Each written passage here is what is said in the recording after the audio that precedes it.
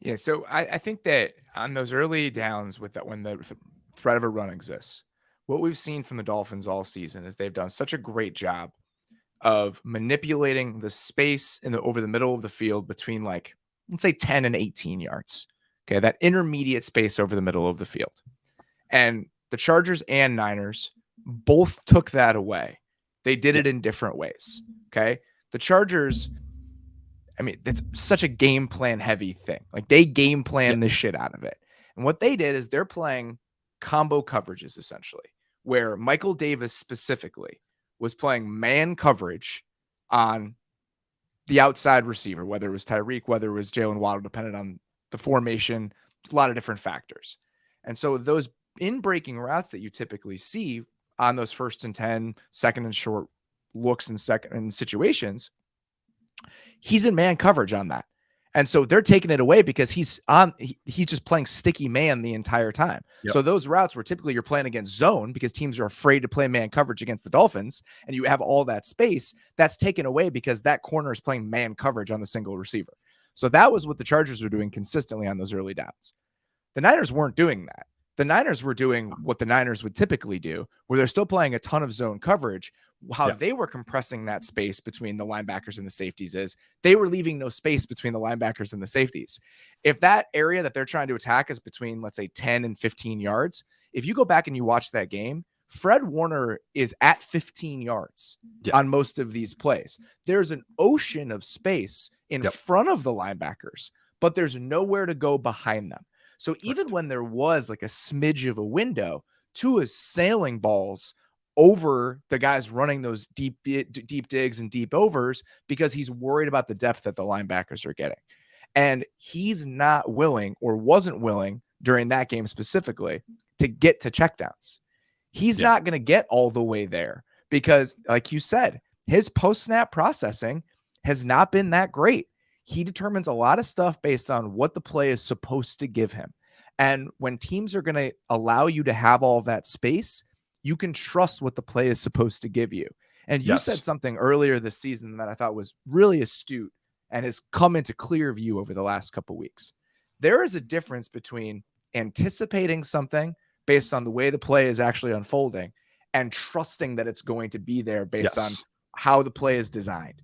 And I think what we've seen and what we saw from the first half of the season is that he was trusting that things would be open based on the structure of the defense and the structure of the design.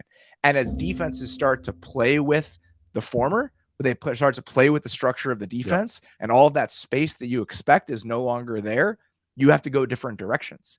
And now we're going to see if the Dolphins can figure out what those different directions are. Yeah, and even just how in tune the Chargers defense was and what the Dolphins were doing, like right away you could see it, especially on the third downs. The Dolphins are trying to create a 4-strong look.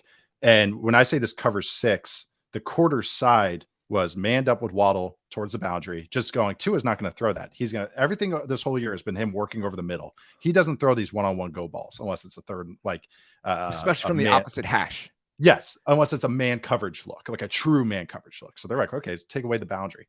And the quarter's safety, the quarter side safety was pushing or poaching towards the field side, the 4-strong side. So they're flooding the defense or flooding the passing lanes over and over and over. So they're just adding all these bodies. And I think Tua is below average in targeting his running backs.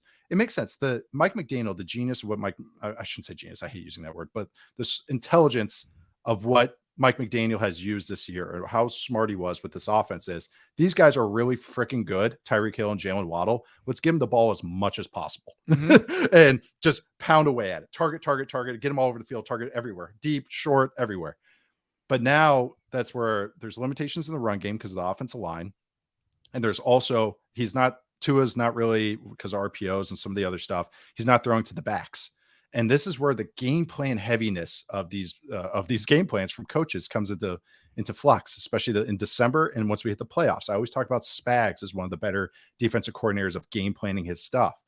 And this was Brandon Staley understanding that. And you could see the linebackers and the players. Tranquil at one time, they were so this was the other thing. They ran all this cloud and cover 2 and cover 6, and then they had change-ups. They ran a 2-man. They ran a double robber look where Tranquil was the post player all the way going back. That was wild. That was wild. Yeah, because that was awesome because it was a change up because Tranquil had been being the Tampa player, which is in the middle where everything, and then also now he's in the post running even deeper. It was just. But isn't that so indicative of what you're trying to do? Because you have now the two safeties were the rat players. So think about where your rat player is normally in like a cover one rat look. It's your middle linebacker. Right. So he's sitting 7 yards off the ball, maybe. Yep.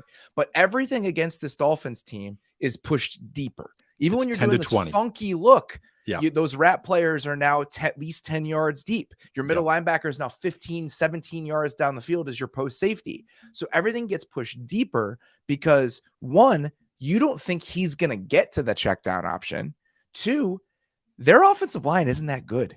It's not. So if you start taking away stuff immediately and making them process, making them hold on to the ball a little bit longer, then you're running into issues with their pass protection that were being masked early in the season when it was just grip it, rip it, let's go.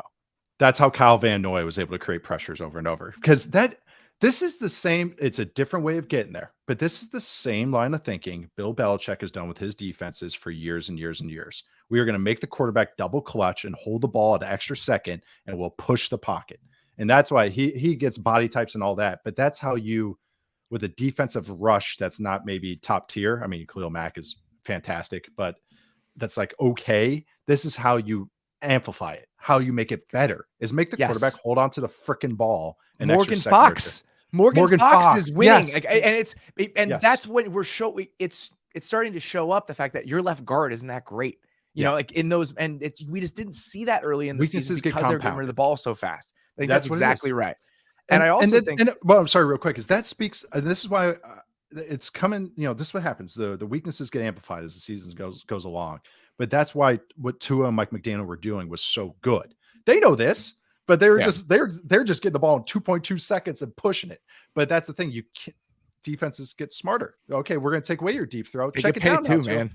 Yeah, Tua's like 20th or 22nd in targeting running backs. And I was going to bring that up earlier. He's 20th or 22nd. He's not finding the backs. And then the Chargers are like, okay, we know this. We've just scouted 6 games of these guys. All right, drop the running back and let's get depth. We don't care if he chips. He's not going to throw it to him.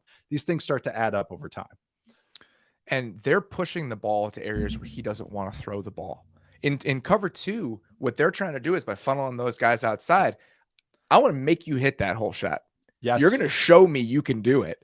And that's just not his game. It hasn't been his game. That's why we freak out when quarterbacks do it, because there's like not a lot of guys that can do it consistently. It's a hard freaking throw to make. And they're doing that. And then there was the other one. Solak did a good job of pointing this out on Twitter, and it was a good changeup from the Dolphins because there was that one play. Chargers didn't run much straight man at all. Neither did the Niners. I mean, you can count on one hand how many times they actually played man coverage. They ran those combo coverages. But one of those plays where they did run man coverage is when the guys had hard inside leverage and they had 2 in breakers that wasn't there. So the Dolphins ran a little changeup where they had 2 outbreakers where he fakes the over waddle and then comes back outside. That outbreaker, sail, corner, or however you want to describe the route, is open. He doesn't want to throw that.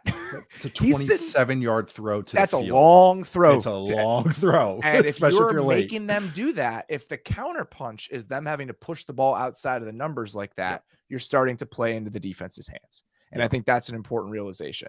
I will say before we move on, I think there are two more points I want to make. One, there were throws to be had against the Niners. He missed probably 4 or 5 throws. The Jeff Wilson slot fade is a potential touchdown if he hits it.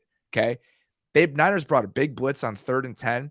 He has, I think it's Tyreek just coming over the middle of the ball, and he takes a deep curl to 85 outside for no reason. Another example of read it out. Pre-snap determining. That's what he does. He's clearly making that decision before it happens. He's got Waddle on a little stick against cover 2 in the first quarter, misses him.